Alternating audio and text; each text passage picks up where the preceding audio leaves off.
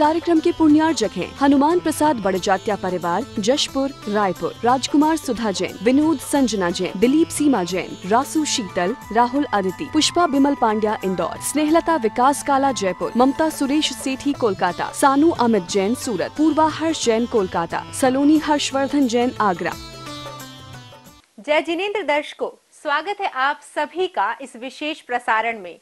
दर्शकों, श्रमण परंपरा के वर्तमान शिखर पुरुष विश्व वंदनीय संत शिरोमणि आचार्य श्री विद्यासागर जी महाराज, जिनकी एक झलक पाने के लिए न जाने कितने भक्त तरसते हैं, जिनका व्यक्तित्व, कृतित्व धर्म, समाज और देश के लिए प्रेरणा का वो पुंज है जिसकी रोशनी में आने मात्र से जीवन की दिशा बदल जाती है। ऐसे महासंत के दर्शन भी पुण्योदय से ही प्राप्त होते हैं। तो आइए पारस चैनल के इस विशेष कार्यक्रम में चलते हैं चातुर्मास स्थल जबलपुर मध्य प्रदेश में और करते हैं पूज्य आचार्य श्री के मंगल दर्शन। फल यदि किंचित करके चरणों की सेवा चिरकाल, तो हे तारण तरण नाथ है अशरण शरण मोक्ष गामी। बने रहे इस परभव में भी मेरे आप सदा स्वामी, बस मेरे आप सदा स्वामी।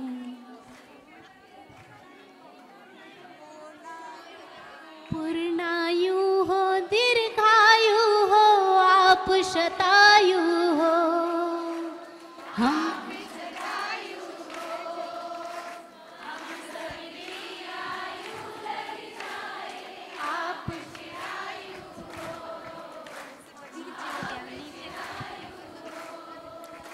शाश्वत हो शासन गुरु तेरा, शाश्वत हो शासन गुरु तेरा, शरण भी शाश्वत हो। मेरे चारों धाम के तीर्थ विद्यासागर हो, मेरी श्रद्धा मेरी भक्ति मेरे गुरुवर हो। मेरे चारों धाम के तीर्थ विद्यासागर हो।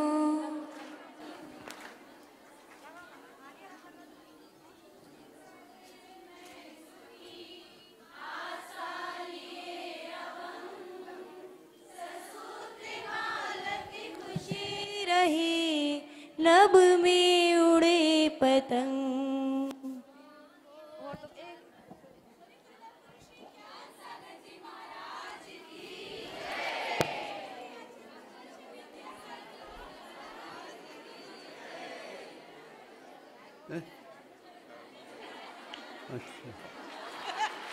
संसार में गुरु कृपा सबसे निराली, होली वही दशहरा वही दिवाली, जो शेष है वह सदैव ऋणी रहेगा, कोई कभी न उपकार चुका सकेगा।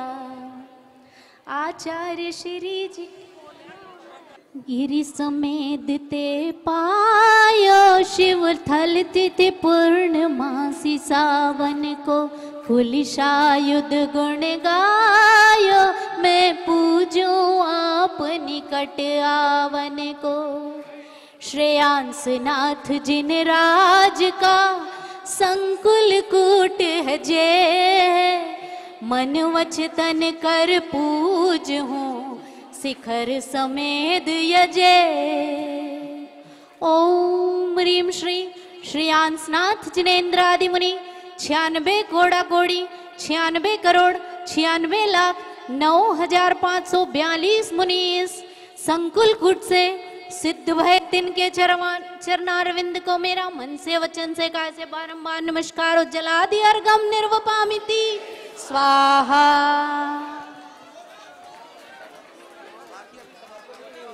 आचार्य श्री जी के चरणों में हम झुका रहे अपन। संक्षेप से आचार्य श्री अर्घ बस दे। हाँ हाँ आचार्य श्री जी के चरणों में हम झुका रहे अपना। शाश्वत पद अनर्घ पाने को उत्तम अर्घ करूं अर्पण। रत्नत्रय की तरणी खेऊं निज परिणति में करूं नमन। श्री अकंपनाचार्य आदिम सप्तशतक को करूं नमन। मुनि उपसर्ग निवारक विष्णु कुमार मां को वंदन। ओम ह्रीं श्री विष्णु कुमार एवं अकंपनाचार्य आदि सप्तशतक मुनिभ्यो अनर्घ पद प्राप्ते अर्घ्यम निर्वपामि। भावों की निर्मल हो गए ना, हो गए। अर्घ चढ़ा ना। दुख दर्द हरो आया हे तपोमूर्ति हे आराधक हे योगीश्वर हे महासन हे भक्त भावना देख सके युग युग तक आगामी वसन। ओम रूम अष्टोत्तर शताचार्य श्री विद्यासागर जी महामुनिन्द्रेभ्यो ससंग मुनिराजेभ्यो अनर्घ पद प्राप्ति अर्घम निर्वपामिति स्वाहा। नमोस्तु आचार्य भगवान नमोस्तु। ओम नमः शुद्धेभ्यः ओम नमः शुद्धेभ्यः ओम नमः शुद्धेभ्यः। अहिंसा परमो धर्म की। आचार्य गुरुवर श्री कुंद कुंद भगवान की। आचार्य गुरुवर श्री ज्ञान सागर मुनि महाराज की।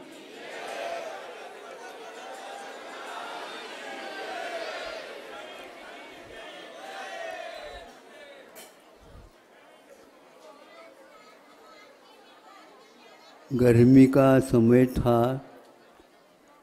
यहीं पर इसी स्थान में प्रतिभासनी की जो पूर्व पीठिका है उसका यहाँ पर समाज के सामने कुछ बहनों के माध्यम से उस संकल्प को लिया गया था। आज उसी का परिणाम है। उसमें 20 बीएड और एमएड आदि और उसके साथ साथ शिक्षा के क्षेत्र में अधिकार अथवा यूँ कह दो बच्चों को छात्राओं को किस प्रकार उनके हृदय तक पहुँच करके जीवन की शिक्षा प्राप्त करने का संकल्प भी उन्होंने लिया था। आज 2-3 वर्ष में इंदौर आदि के प्रवास में ये पूर्ण करके अपने अपने कार्य में रत हो गए। उसके साथ साथ उतने ही काल में और 10-20 बहुत रोकने के उपरांत भी गाड़ी जब चालू ही है तो बैठने का प्रयास कर रहे। आज वह भी कार्यक्रम योग से इसी पावन दयोदय क्षेत्र और पूर्णायु के स्थान में संपन्न हुआ। अभी अभी पुराना हुआ ही नहीं था, 1 हफ्ता भी नहीं हुआ था। छिल्लकों का महोत्सव भी यहाँ पर आपके सामने महाराज लोग आर्यका लोग उनका तो महोत्सव होता है, लेकिन क्षुल्लकों का महोत्सव कम होता है। यहाँ पर वह भी संपन्न हुआ। कल ही 11 प्रतिमाओं का स्वरूप यथोचित एक अंश के साथ बिंदुओं के साथ इनके कानों तक पहुँचाने का प्रयास किया। उसमें केवल क्षुल्लकों के लिए ही स्थान था। अच्छा लगा मुझे। संयत हो करके ही एक प्रकार से ज्ञान का अर्जन किया जाता है। बहुत जिज्ञासाएं उनकी थी, वह यहाँ तक समाधान हो गई होगी, और जिज्ञासा पूरी तो समाप्त कभी भी होते ही नहीं। फिर भी वो इतने पर्याप्त हो गया है कि वो क्षुल्लक पद को अपने ढंग से आगे निर्दोष रूप से पालन कर सके। यह निश्चित है कोई कोई ऐसा स्थान रहते हैं जहाँ जिन स्थानों में ऊपर तो है ना होता है सैटेलाइट क्या है तो उससे देख लेते हैं और नीचे कहाँ पर क्या गड़ा हुआ है उसका भी वे निरीक्षण करके देश को उसको निकाल करके समर्पित करते हैं। ऐसा ही यहाँ पर गुरु जी ने हमें ऐसा कहा हुआ ऐसा लगता है कि संघ को गुरुकुल बना दो, तो उन्होंने इस सैटेलाइट का प्रयोग किया होगा, वहाँ पर जाकर के खोदा खोदी कर लो। तो यह खदान जिसको होना चाहिए वह तैयार हो रहा है। इतने उच्च स्तरीय शिक्षा के उपरांत भी वे उस शिक्षा के साथ साथ उसका उपयोग घुमा करके यह जीवन जीने की शैली के बारे में जो भ्रम हो रहा है, देश क्या और विदेश क्या, तो किस शिक्षिका ने कहा यह राष्ट्रीय बने। फिर हमने कहा, हमने सोचा आगे भी आएगा अंतर्राष्ट्रीय, किंतु मैं अंतर्राष्ट्रीय को ज़्यादा महत्व न दे करके अंतर जगत की बात करना चाहता हूँ, क्योंकि हमें सब कुछ मिला है लेकिन अंतर जगत का जो स्वरूप है वह स्वरूप इन लोगों को, छात्राओं को, शिक्षक शिक्षिकाओं को और यह महाविद्यालय जो खुलने जा रहा है, आयु को समझ करके आयुष्मान का हमें ज्ञान कर लेना चाहिए। जब तक आयुष्य रहता है तब तक ही लीला देखने में आती है। बड़े बड़े हस्ती इस आयु कर्म के अभाव में कहाँ चले गए पता नहीं लगता। यह अतीत काल के गर्भ में लाखों ने, करोड़ों ने, संख्यात ने, असंख्यात ने, अनंत दिव्य आत्मा ने इस साधना को करके यहाँ से चले गए। प्राय करके यह ज्ञात होते हुए भी प्रचलन में नहीं आता है कि कुंद देव ने रेवा ऊह तड़ग्ये, ऊह बोलते हैं दोनों तटों पर नदी के, कौन से नदी के, रेवा नदी के। जैन सिद्धांत में या साहित्य में रेवा नदी का प्रचलन ज़्यादा है, जो कि नर्मदा के लिए ही 2-3 नाम जो दिए गए हैं उसमें से एक है। यह निर्वाण कांड के भक्ति का उपसंहार में ये लिखा गया है। तो वह भी जबलपुर भी एक प्रकार से रेवा नदी में नर्मदा नदी के तट पर है, और इसमें यह शुद्ध कार्य जो कि दयोदय जैसा हुआ, दयोदय की ख्याति बहुत दूर तक फैली, किंतु यहाँ से एक बार यहाँ से जयपुर तक और जयपुर से दयोदय तक रेल यात्रा भी प्रारंभ हो गई थी। इस प्रवास में ये दयोदय का एक बहुत ही विचित्र अपने आप में उद्भव हुआ। इस नाम का उल्लेख गुरु जी ने अपने महाकाव्य दयोदय तीर्थ इस रूप में रखा है। दयोदय मैंने दया का उदय होना।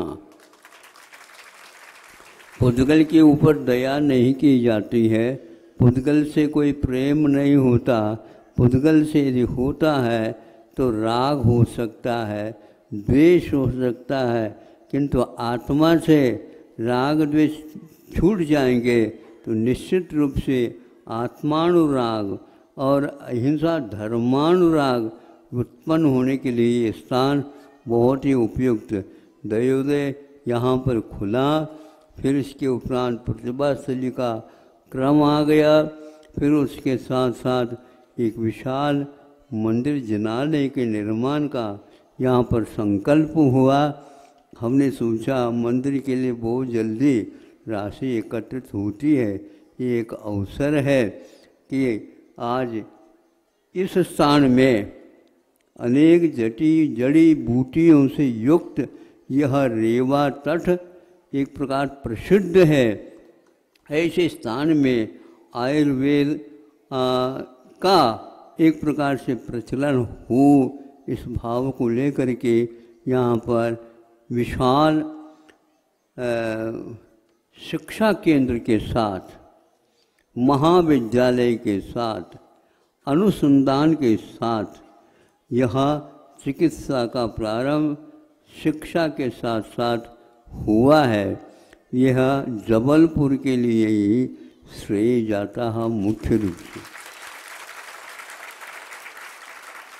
किंतु जबलपुर वाले ताली बजा करके मौन हो जाए, मैं होने नहीं दूंगा।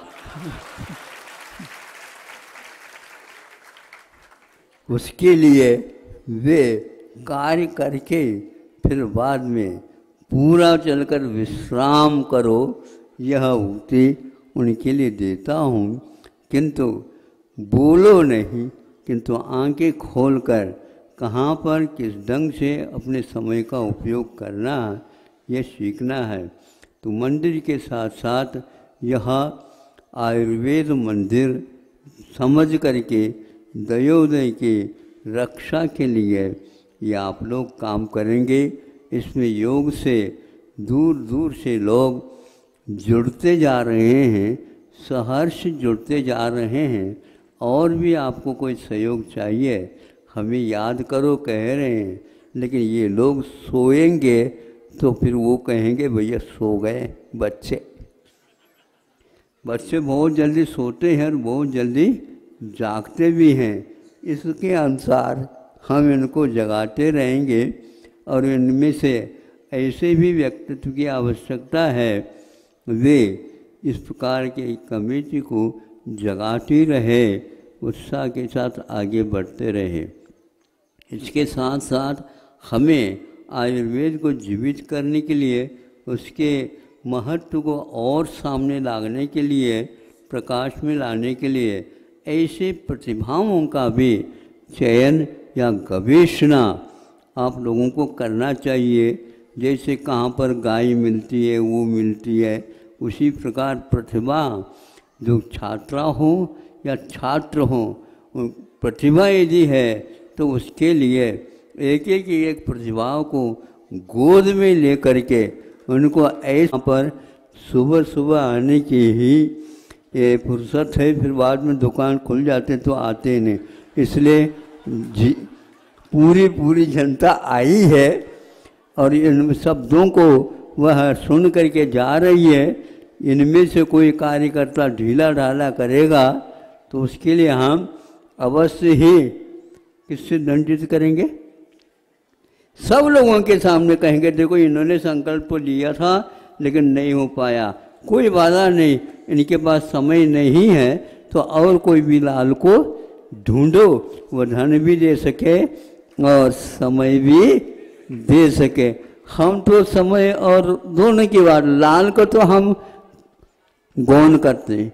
यहाँ के लोग अपने आप ही लाल देने के मूड में रहते हैं। गत साल की एक बात मैं बताना चाहता हूँ कि जब ये कोरोना का फैलाव होने लगा, जहाँ संघ थे वहीं के वहीं जाम हो गए, तो आरिका दृढ़मती को जो वहाँ पर प्रवास करते हुए आ रहे थे उनको घनौरा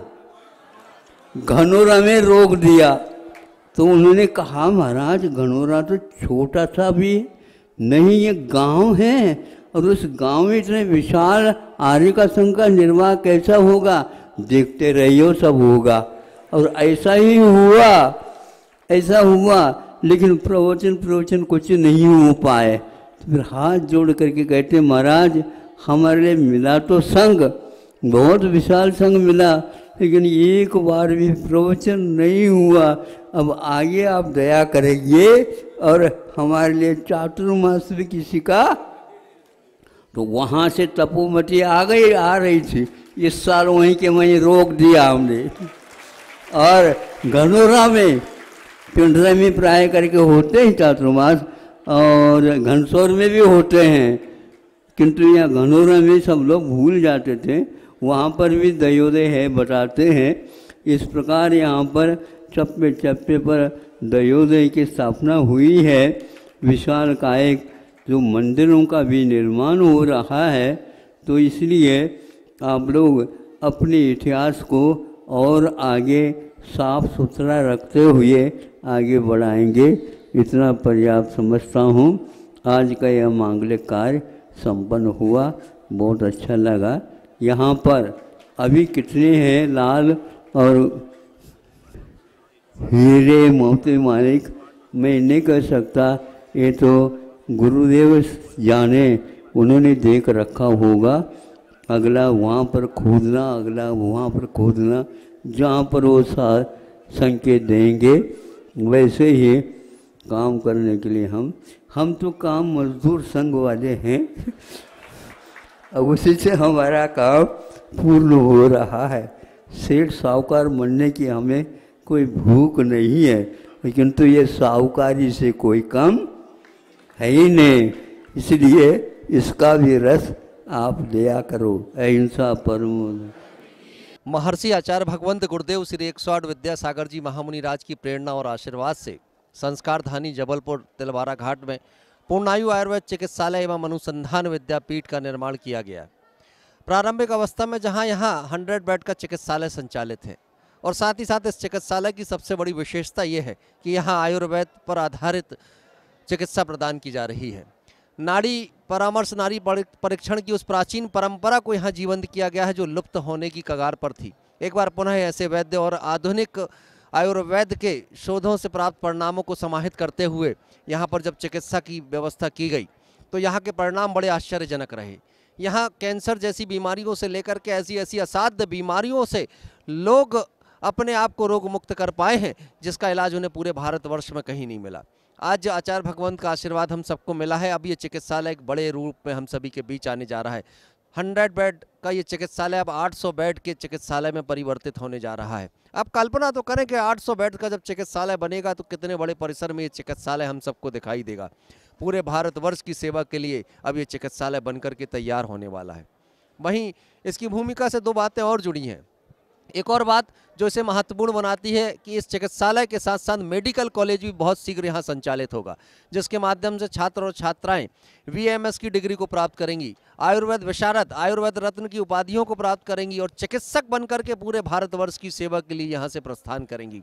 यहाँ से डॉक्टरों का निर्माण होगा, चिकित्सकों का निर्माण होगा, मेडिकल कॉलेज भी यहाँ संचालित होगा। एक और तो चिकित्सा का काम पूर्णायु आयुर्वेद चिकित्सालय और दूसरी ओर ये मेडिकल कॉलेज, और तीसरा सबसे एक और महत्वपूर्ण काम जो यहाँ पर होने जा रहा है, अनुसंधान विद्यापीठ की स्थापना यहाँ पर होने जा रही है, जहाँ औषधियों पर रिसर्च होगा, शोध होगा और प्राकृतिक औषधियाँ जो हमें प्राप्त होती है उन्हें शोध करके इतना प्रभावी बना दिया जाएगा कि उसका सेवन करने के बाद हर आदमी निश्चित रूप से रोग मुक्त होगा। ये निरंतर काम जारी हो चुका है। साथ ही साथ यहाँ पर जो चिकित्सक आज आपको यहाँ उपलब्ध हो रहे हैं वो सारे चिकित्सक भारतवर्ष के ख्याति लब्ध चिकित्सक हैं, जिनके नामों की चर्चा हमने समाचार पत्रों में पढ़ी होगी, चैनलों के माध्यम से जिनका नाम सुना होगा। वो सारे चिकित्सक यहाँ आकर के इस भारतवर्ष को अब रोग मुक्त करने का काम कर रहे हैं। साथ ही साथ पूर्णायु आयुर्वेद चिकित्सालय एक काम और कर रहा है। पूर्णायु आयुर्वेद चिकित्सालय ने घर घर पूर्णायु अभियान प्रारंभ किया हुआ है, जिस अभियान के माध्यम से उन परिवारों को हम चिन्हित कर रहे हैं, उन परिवारों की खोज हम सभी लोग गांव-गांव जाकर के कर रहे हैं जो परिवार पैसे की कमी के कारण अपना इलाज कराने में असमर्थ है। ऐसे परिवार जो छोटे छोटे रोग के कारण इतने अधिक परेशान हो जाया करते हैं कि उनकी पूरी की पूरी पारिवारिक स्थिति गड़बड़ हो जाया करती है, उन परिवारों को चिन्हित करके अब पूर्णायु आयुर्वेद चिकित्सालय के चिकित्सक उनके घर तक पहुंचेंगे, घर पर पहुंच करके उनका परीक्षण करेंगे, नाड़ी परीक्षण करेंगे और जो भी परीक्षण की आवश्यकता होगी वो करेंगे और उसके बाद उन्हें चिकित्सा प्रदान करेंगे, निःशुल्क औषधियाँ प्रदान करेंगे। ये अभियान यहाँ से प्रारंभ हो गया है। जो लोग अपने घरों में बैठ करके इस प्रोग्राम को देख रहे हैं, एक निवेदन उनसे करना चाहूँगा कि 1.5 वर्ष के अंतराल में हमने चिकित्सालय की महत्वपूर्ण भूमिका को समझा है। हम सारे लोग ये बात जरूर करते रहे हैं कि अब जैन समाज को अब चिकित्सालय बनाना होगा, बड़े बड़े अस्पताल बनाना होगा। आचार्य भगवंत ने आपकी भावनाओं को अब आशीर्वाद प्रदान कर दिया है और 800 बेड का बड़ा चिकित्सालय यहाँ पर निर्मित होने जा रहा है। अब अवसर आपका है। जो लोग चिकित्सा के क्षेत्र में दान देने का भाव रखते हैं, जो लोग शिक्षा के क्षेत्र में दान देने का भाव रखते हैं, उन सारे लोगों का आह्वान आज हम सभी लोग करने जा रहे हैं कि अब आपकी राशि इस पूर्णायु आयुर्वेद चिकित्सालय एवं अनुसंधान विद्यापीठ के लिए एक बार पुनः समर्पित हो जाए। हम इस पूर्णायु आयुर्वेद चिकित्सालय के सहयोगी बने जिनके अंदर ये भाव आ रहा हो, और जो लोग सामर्थ्यवान हो, सबसे पहला निवेदन तो उनसे कि 21 लाख रुपए की राशि के माध्यम से यहाँ की आजीवन सदस्यता को प्राप्त करना। एक बार 21 लाख रुपए की राशि आप प्रदान करेंगे, संपूर्ण जीवन के लिए संस्थान के सदस्य बन जाएंगे। संपूर्ण जीवन जिन लाखों लोगों की चिकित्सा इस संस्थान के माध्यम से होगी, उसके 6ठे भाग का पुण्य भी आपको मिलेगा। और जो लोग 11 लाख रुपए की राशि प्रदान करेंगे, उन्हें स्थायी सदस्यता प्राप्त होगी। 5,55,000 रुपए की राशि के माध्यम से सामान्य सदस्यता आपको प्राप्त हो जाएगी। आप सारे लोग एक बार मन तो बनाए, जीवन में एक बार ये काम तो जरूर करें, किसी चिकित्सालय के लिए आपकी राशि का समर्पण हो, किसी मेडिकल कॉलेज के लिए आपकी राशि का समर्पण हो, जिसके माध्यम से शिक्षा और चिकित्सा के क्षेत्र का ये बड़ा काम हो सके। और हम सारे लोग जो भावनाएं घरों में रखा करते थे कि जैन समाज को शिक्षा और चिकित्सा के क्षेत्र में आगे आना चाहिए, अब ये प्रकल्प आपके सामने है। बस आपके सहयोग की आवश्यकता है। आपकी जितनी शक्ति और सामर्थ्य हो, उस सामर्थ्य के अनुसार इस चिकित्सालय के लिए जरूर दान देना। वहीं एक और योजना जो मैंने बताई, घर घर पूर्णायु, कि हम उस असमर्थ वर्ग तक भी पहुंच सके जिन्हें चिकित्सा का अभाव है, उन तक पहुंच करके भी उन्हें हम औषधियां दे सके, उनका परीक्षण कर सके, उसके लिए एक योजना निर्धारित की गई है। आप 1,08,000 रुपए की राशि प्रदान करके ऐसे 100 परिवारों तक निःशुल्क औषधि पहुंचाने का काम कर सकते हैं। तो मेरा निवेदन होगा, जिनकी सामर्थ्य आज 1,08,000 रुपए की राशि देकर के आप सभी लोग 100 परिवारों तक औषधि दान देने का पुण्य संचित करा सकते हैं। एक निश्चित समय सीमा भी निर्धारित है। आप आज घोषणा कराना चाहें, आज घोषणा कराएं। राशि देने के लिए वर्ष भर का समय आपके बीच में है, और जो बड़ी राशि दे रहे हैं उन्हें 2 वर्ष 3 वर्ष का समय भी उन्हें प्राप्त होता है। तो मेरा निवेदन आप सभी से होगा, 1,08,000 रुपए की राशि आपके लिए बड़ी राशि नहीं होगी, लेकिन आपकी इस राशि के माध्यम से 100 परिवारों को चिकित्सा मिलेगी। कभी कल्पना करें, कोई परिवार ऐसा जिससे आपकी राशि के माध्यम से चिकित्सा पहुंची और वो परिवार औषधि के अभाव में इस स्थिति में पहुंच गया हो कि उसको प्राणों का संकट भी आ गया हो, लेकिन आपने दान राशि दी और उस राशि के माध्यम से उसे औषधि मिली, उसकी प्राणों की रक्षा हुई, तो निश्चित ये अभय दान का पुण्य भी आपको मिलेगा। आपका जैन होना सार्थक हो जाएगा कि आपने किसी व्यक्ति के जीवन को बचाने में सहयोग किया। ये छोटी छोटी राशि बड़ा काम कर सकती हैं। वहीं आप चाहें तो 51,000, 31,000, 21,000, 11,000 रुपए की राशि भी प्रदान कर सकते हैं। आपके द्वारा दी गई प्रत्येक राशि के माध्यम से हम उन परिवारों तक औषधि दान पहुंचाने का काम करेंगे। औषधियां पहुंचेंगी और वो परिवार सुखी होंगे, निरोगी होंगे, तो इसका पुण्य आपके हिस्से में जाएगा। टीवी चैनल पर नीचे स्क्रॉल पर जो नंबर चल रहे हैं, उन नंबरों पर आप अपनी स्वीकृति प्रदान करें, जिससे हम आचार्य भगवंत गुरुदेव श्री 108 विद्यासागर जी महामुनिराज के चरण सानिध्य में आपके नामों का वाचन कर सकें और आप ये पुण्य के भागी बन सकें। ये चिकित्सालय बहुत तेजी से बनता हुआ हम सभी को दिखाई दे रहा है। 100 बेड के इस चिकित्सालय में वर्तमान में जो सुविधाएं आपको मिल रही हैं, आयुर्वेद के माध्यम से, नाड़ी परीक्षण के माध्यम से चिकित्सक आपको यहाँ सेवाएं दे रहे हैं। वहीं यहाँ जितने भी चिकित्सक हैं वो आधुनिक चिकित्सा पद्धति आयुर्वेद की जो है उसको समाहित किए हुए हैं। सभी डिग्री होल्डर डॉक्टर हमारे बीच उपस्थित हैं और मेरा निवेदन होगा कि आप सारे लोग अगर इस चिकित्सालय के माध्यम से अपनी राशि प्रदान करना चाहें तो आप सभी लोग नीचे स्क्रॉल में जो नंबर हैं उन पर हमें सूचित करें, जिससे आपके नामों का हम सभी लोग यहाँ पर वाचन करते हुए आपको इस पुण्य की प्रक्रिया में सम्मिलित कर सकें। और एक निवेदन और जरूर आप सभी से करूँगा, चिकित्सा और शिक्षा के क्षेत्र में काम करना ये बड़े पुण्य से मिला करता है और हम सारे लोग अंदर ये भाव तो सदैव रखते रहे हैं कि कहीं अस्पताल का निर्माण हो, कहीं किसी मेडिकल कॉलेज का निर्माण हो तो हम चिकित्सा और शिक्षा के क्षेत्र में दान देने के लिए तैयार हैं। तो अवसर आपके बीच अब आ गया है। अब आह्वान आप सभी का है, अब आमंत्रण आप सभी को है कि आप सारे लोग भले एक छोटी राशि समर्पित करें। आपकी राशि भले 11,000 की हो, 21,000 की हो, या 1,08,000 की हो, या मैं कहूं कि 21 लाख की आप आजीवन सदस्यता प्राप्त कर रहे हो। भावनाएं आपकी है, आप जो राशि समर्पित करना चाहें। लेकिन जिन कानों तक ये आवाज़ पहुंच रही है, आज कोई भी आदमी इस चिकित्सा और शिक्षा के क्षेत्र के दान के पुण्य से वंचित ना हो। भले राशि आपकी कुछ भी हो, लेकिन आपका नाम यहाँ से उल्लेख जरूर होना चाहिए। और आप जो भी राशियाँ यहाँ घोषित करेंगे, नीचे स्क्रॉल में नंबर चल रहे हैं, इस स्क्रॉल के नंबरों पर जब आप बात करके अपने नाम हम तक पहुंचाएंगे, प्रेषित करेंगे, तो 2 दिनों तक आपके नामों का वाचन यहां से लगातार होगा। आचार्य भगवंत के चरणों से आपके नामों का हम उल्लेख करते हुए टीवी चैनल के माध्यम से जन जन तक आपकी इस घोषणा को पहुंचाएंगे कि आप वो पुण्यशाली श्रावक है जो समय आने पर पीड़ित मानवता की सेवा के लिए खड़े हुए हैं। आप वो राष्ट्रभक्त आदमी हैं जिन्होंने इस वैश्विक परिस्थितियों को ध्यान में रखते हुए चिकित्सालय में अपना दान देकर के मानवता को रोग मुक्त कराने का काम किया है। आपका छोटा सा दान और संकल्प ये कि ये बड़ा संस्थान पूरे भारत और पूरे विश्व को रोग मुक्त करने का अभियान चला रहा है। जो इस संस्थान के दरवाजे तक आएगा वो रोग मुक्त होकर के रहेगा।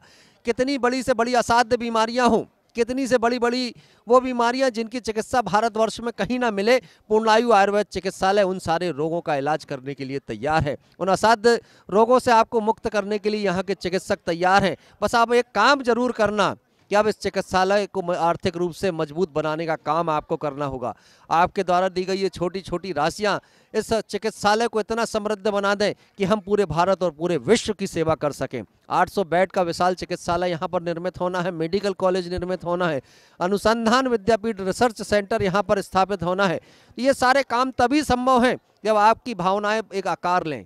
आपकी भावनाएं अब हमें आपकी राशियों के माध्यम से प्राप्त हों। आपकी दान राशियां ही इस संस्थान को ये विराट रूप दे पाएंगी। मैं तो ये निवेदन करूंगा, आप तो अपनी राशि प्रदान करें ही करें, आपके मित्र रिश्तेदारों को भी इस बात के लिए कहें कि कभी आपके घर में आपके बच्चे का जन्मदिन हो या आपके घर में किसी की सालगिरह हो, तब इसे मनाने का सबसे अच्छा तरीका बस एक ही है, आप पूर्णायु आयुर्वेद चिकित्सालय में दान दे करके अपनी स्थिति को स्मरणीय तिथि बना दें, जिससे आपकी राशि चिकित्सा और शिक्षा के क्षेत्र में समर्पित हो सके।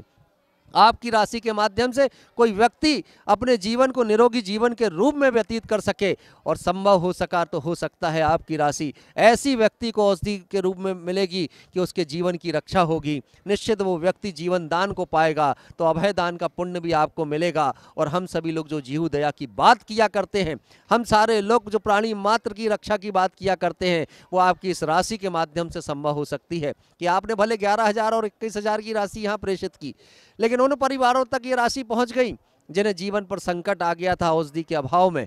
उन व्यक्तियों तक अगर आपकी राशि के माध्यम से दवाई पहुंचती है तो निश्चित मान करके चलना कि ये पुण्य आपके ही हिस्से में जाएगा, कि आपने अपने जीवन में कम से कम ये बड़ा काम तो किया, किसी आदमी के जीवन को बचाने का काम आपने किया। आपका जैन होना सार्थक हो जाएगा, आपका श्रावक होना सार्थक हो जाएगा। तो पुनः पुनः निवेदन कि आपकी जितनी शक्ति और सामर्थ्य हो, उस सामर्थ्य के अनुसार आप सभी लोग पूर्णायु आयुर्वेद चिकित्सालय एवं अनुसंधान विद्यापीठ के लिए दान राशियां अवश्य घोषित करेंगे। नीचे स्क्रॉल में लगातार नंबर चल रहे हैं, इन नंबरों पर आप संपर्क करें, इन नंबरों पर आप बात करें, अपनी दान राशियों की स्वीकृति प्रदान करें। आज दान राशियां आप प्रदान ना कर पाएं तो आज घोषणा जरूर करें। भले आप ये राशि हमें 1 महीने में, 6 महीने में, वर्ष भर में दें, लेकिन आपकी घोषणा जरूर होनी चाहिए और किसी के जीवन दान का पुण्य आपके हिस्से में जरूर जाना चाहिए। हम जो भी नाम यहाँ हमारे पास तक आएंगे उन सारे नामों का वाचन यहाँ से निरंतर 2 दिनों तक करेंगे और पारस चैनल के माध्यम से ये सारी धरती तक, सारे विश्व तक ये संदेशा जाएगा कि चिकित्सालय के निर्माण की जब बात आई, जब औषधि दान की बात आई, तो भारतवर्ष और बाहर भी ऐसे श्रेष्ठी श्रावक हैं जो अपना पुण्य जगा करके इस काम में अपनी चंचला लक्ष्मी का सदुपयोग करते हैं। तो आप सभी से निवेदन, अपने नाम भेजना प्रारंभ करें जिससे आपके नामों का वाचन प्रारंभ हो सके। जय जिनेंद्र। सीख लो, यहाँ का प्रशिक्षण ही स्वर्ग की ओर ले जाता है, फिर वहाँ उसके उपरांत मुक्ति भी हो जाती है। यही कि कुछ ऐसे अधूरे काम करने वाले स्वर्ग में चले जाते हैं। सुन रहे हो? हाँ, ये पूरक परीक्षा दी जाती है ना, पूरक परीक्षा, तो क्या है वो नंबर कम हो गए।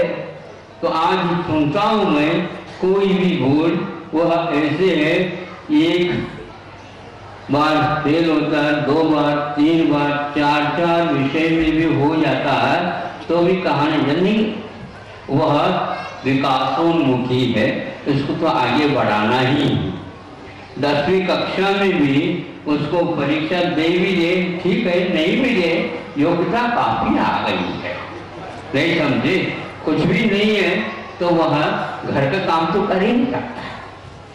जब शिक्षा में ढीला ढाला होता लड़का तो वह पिताजी का आ जाता है, क्या आ जाता, बेटा अब आ जाओ, नहीं समझे, पर्याप्त हो गया, आ जाओ, दुकान तो प्रतीक्षा कर रही है। ये अब वह अपने कार्य करने में सक्षम होता है। बनिया का लड़का क्या सीख करके आ जाता, कहाँ पेट में ही सीख करके आता।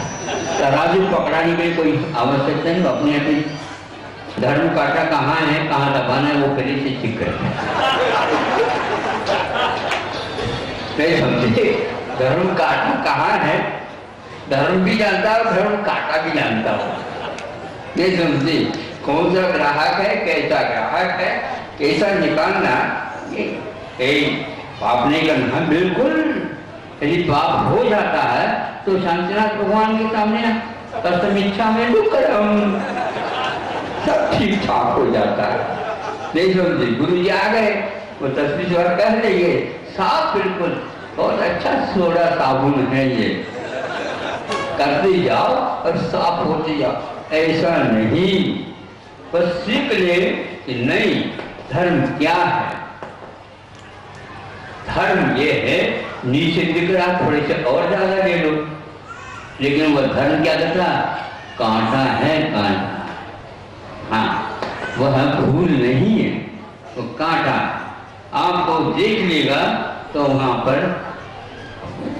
निश्चित कर देगा ये इस प्रकार इसका फल मिलेगा। इसलिए आप समझो, प्रमाद छोड़ करके उद्यमशील, अभी कहा था ना, आदमी, आदमी कैसा बनता है मालूम है आपको, मुख माटी में लिखा, दमी उद्यमशील बनो तो आदमी कह रहा था, उद्यम करने वाला नहीं। उद्यम करना और उद्यम करना क्या है, ये पंचम काल है अथवा स्वतंत्रता का काल आ गया, यह उद्यम ज्यादा हो रहा है। नहीं समझे, उद्यम चिंती, उद्यम चिंती नहीं, उद्यम, तो उद्यम का अर्थ ये है एक प्रकार से दम निकल जाना, और आदमी का अर्थ होता है दमन का, दमी, दमन करता है, अपने इंद्रियों का दमन करता है और परिश्रमी बनता है। यह परिश्रम कैसा करता है, बहुत अच्छे ढंग से समय पर उठ करके अपने कार्य क्षेत्र देखता और करता है, इससे स्वस्थ रहता है, बेहतर जैसे आराम मिलता है। यह ठीक नहीं, जहाँ जब से आप आराम मिलेगा निश्चित रूप से यह रोगमय शरीर है, अपने आप के भीतर से रोग आना प्रारंभ कर लेंगे। भोग भूमि में आराम ही रहता है, और कर्म भूमि में कर्म करने से ही यहाँ पर फल मिलता है। बुरा करोगे नीचे, अच्छा करोगे ऊपर, पूरा कर्म छोड़ देंगे, कर्म काटोगे तो उससे मुक्ति का लाभ मिलता है। इसलिए पहले ऐसा ही कार्य किया जाता था। एक बात हमने प्राकृत में पढ़ा था, तो प्राकृत में सौर सोनी में है, सौर से नहीं प्राकृत, उसमें ये लिखा था जो धम्मे सूरा, जो कम्मे सूरा से धम्मे सूरा, हाँ जो कर्म में शूरवीर होते हैं।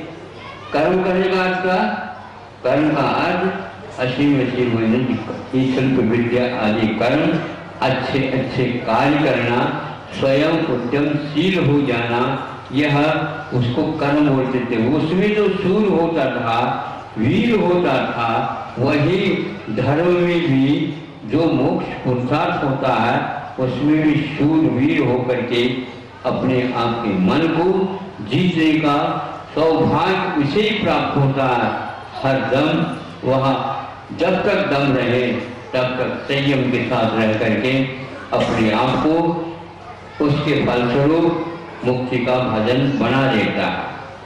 मूक माटी के 2 पंक्ति सामने आ जाती है। यह श्रम कौन कहता है तो उसके अनुसार करना चाहिए। उसमें पात्र में अपाक्ष के लिए कहा गया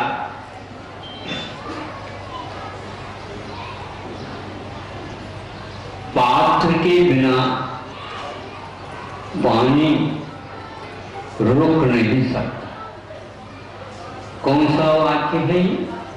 पात्र के बिना पानी रुक नहीं सकता और पात्र के बिना प्राणी टिक नहीं सकता। एक जैसे शब्द हैं, 2 वाक्य हैं। एक जल के लिए दिया है, पानी मतलब जल है। जल कहाँ रुकेगा? पात्र रहेगा तो जल रुकेगा, वो जल रुकेगा तो दूसरे की प्यास भी बुझेगी। इसलिए पात्र की आवश्यकता है। वो कौन सा पात्र है उसके बारे में भी मूक माटी स्वयं बता देंगे, आप पढ़िएगा। हाँ, धूल जब तक धूल रहती है तो उस धूल में पानी गिरेगा तो वह कीचड़ बनेगा, किंतु उस धूल को उठा करके कुंभकार के प्रयोगशाला में जाने का सौभाग्य प्राप्त हो जाए तो वह पात्र बनेगा। तो पात्र बनेगा, खाली ऊपर यूं करके रखो, नील झरेगा और वह फरेगा। जब तक वह पात्र रहेगा पानी बाहर आ नहीं सकता, वह बना। तो पात्र के बिना पानी रुक नहीं सकता और पात्र के बिना, पात्र का क्या? दाता और पात्र, उसको पात्र बोलते ना, सत्पात्र, उत्तम पात्र, मध्यम पात्र, जघन्य पात्र। तो पात्र के बिना प्राणी टिक नहीं सकता। प्राणी मैंने सारी जनता जीव, पात्र मिलेगा तो संयमी मिलेगा, दृष्टि संपन्न मिलेगा, तो उसके माध्यम से हमारा जीवन भी ऊपर की ओर चलेगा। विकास का क्रम यही है। और जो कोई भी पात्र जब कभी भी बने मिले, उनके लिए भी पहले ऐसा ही मिलता चला गया, एक दूसरे के जीवन में, एक दूसरे के निमित्त से, प्रवाह क्रम से ये घटित हुआ आया है। सत्काल सतयुग हो या कलयुग हो, प्रथम हो, द्वितीय हो, कोई भी काल हो, अवश्य इस प्रकार श्रावकों के लिए, संसारी जीवों के लिए महापुरुषों का योगदान मिला और उन्होंने आप लोगों को उपदेश किया, उपदेश दिया और अपने जीवन को पूर्ण करके निकल गए। ये प्रवाह चल रहा है। आज रविवार है, रविवार के दिन हमारा बाजार का दिन रहता, नहीं समझे? हाँ, आप लोग कुछ भी कहो, हम तो अपनी बिक्री कराते रहते। तो ऐसे ही 1 महीने पूर्व में जो ब्रह्मचारिणी खड़ी होकर के बता रही थी, उनको स्वयं को भी आनंद आ रहा होगा, इसलिए एक कार्य हो गया। तो होता ऐसा है कि थोड़े संकेत दिया, इसमें कोई बाधा है ही नहीं। जब नौकरी करने के लिए आपके ही बच्चे, युवती, युवक, युवतियां ऐसे ही निकल रहे हैं, बड़ा तूफान सा आ गया है संसार में, देश विदेश तक पहुंच गए और आपके लिए वहां से राशि आ रही है, कन्या राशि, ऐसे समझे। लेकिन अब वो राशि ही लेकर के रह जाओ, अब वो वापस होने को क्या लगता होगा आप लोगों को, और उनकी जिंदगी क्या हो रही है, सब लोग चिंतित है। और वो चिंतन का कोई भी महत्व इसलिए नहीं है कि हम लोगों ने उनको क्या प्रशिक्षण दिया, क्या देना चाहिए था, नहीं समझे। शिक्षण देना चाहिए। शिक्षण कभी भी हम लोगों के लिए कभी भी अभिशाप नहीं है, तो वरदान ही होगा, लेकिन उसका क्या फल मिलना चाहिए ये बहुत महत्वपूर्ण है। आज शिक्षा मिलती है लेकिन शिक्षा का फल ठीक नहीं मिल रहा, इसलिए ये सारे उपक्रम अपनाए जा रहे हैं ताकि ये लोग अपनी जिंदगी का महत्व समझे। आज वे शांति से बैठ करके भोजन तक नहीं कर पाते, शांति से बैठ करके आपस में कुछ एक दूसरे के सहानुभूति के शब्द तक नहीं दे पाते हैं। एक दूसरे के जीवन से उनका संपर्क बिल्कुल टूट सा गया है। न पत्नी पति से, न बच्चे और माता पिता से कोई भी सरोकार नहीं। वो इसलिए कि 2 साल भी नहीं हुए और आज शिक्षा में भर्ती हो जाते हैं। ऐसे क्यों सोचता था कि इतनी जल्दी क्यों? तो इसलिए कि वो तो चले जाते हैं नौकरी करने के लिए, आते हैं थक करके, कौन रसोई बनाएगा? रसोई घर थोड़ी बनाएगा, तो रसोई घर तो अपने ही आएंगे, तो आए बनाना भी नहीं आता, क्योंकि शिक्षा जो अच्छे महानगरों में उन्होंने ली है तो IIT नहीं समझे, हाई टी।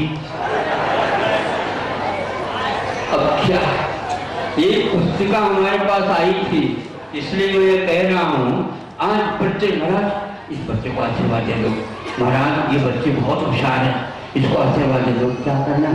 IIT। हर माता पिताओं के मुख के ऊपर IIT। क्या होता है तो वो इंजीनियरिंग कोर्स, लेकिन विशेष तो अब ये स्थिति हो गई है कि क्या होता है, IIT के छात्र जो उन्होंने कानपुर IIT शाखा से जो प्रसिद्ध मानी जाती है भारतवर्ष की, उससे ये उत्तीर्ण होने के उपरांत उसने स्नातकोत्तर या स्नातक, यह अमेरिका में जहां पर IIT के छात्र 60,000, वहां पर अपना अनुभव लिया और वहां पर शोध आदि किए। स्वयं वह जो व्यवस्था जिसको बोलते हैं व्यवसाय की दृष्टि में, उसका प्रबंधन को भी सीखा और पढ़ाया आदि देखा। इसके उपरांत मार्मिक बात मैं इसलिए कह रहा हूं, स्वयं महसूस करता है। सुनो, IIT होने के उपरांत उन्होंने क्या उद्देश्य, भारत के लिए क्या हुआ है, ये बताने का उपक्रम एक पुस्तिका के माध्यम से की। उस पुस्तिका के शीर्षक है अंग्रेजी माध्यम का भ्रमजाल। सुना आप लोगों ने? अभिभावकों को धक्का लग रहा होगा, कोई बात नहीं, एक हाथ छाती पर रख लो, नहीं समझे, और एक हाथ से आप अपने पढ़ना प्रारंभ कर दो और शीर्षक देखते ही आप लगेगा कि अंग्रेजी माध्यम का भ्रमजाल। इस कार्यक्रम के पुण्यार्जक हैं हनुमान प्रसाद बड़जात्या परिवार, जशपुर, रायपुर, राजकुमार सुधा जैन, विनोद संजना जैन, दिलीप सीमा जैन, रासु शीतल, राहुल अदिति, पुष्पा बिमल पांड्या इंदौर, स्नेहलता विकास काला जयपुर, ममता सुरेश सेठी कोलकाता, सानू अमित जैन सूरत, पूर्वा हर्ष जैन कोलकाता, सलोनी हर्षवर्धन जैन आगरा।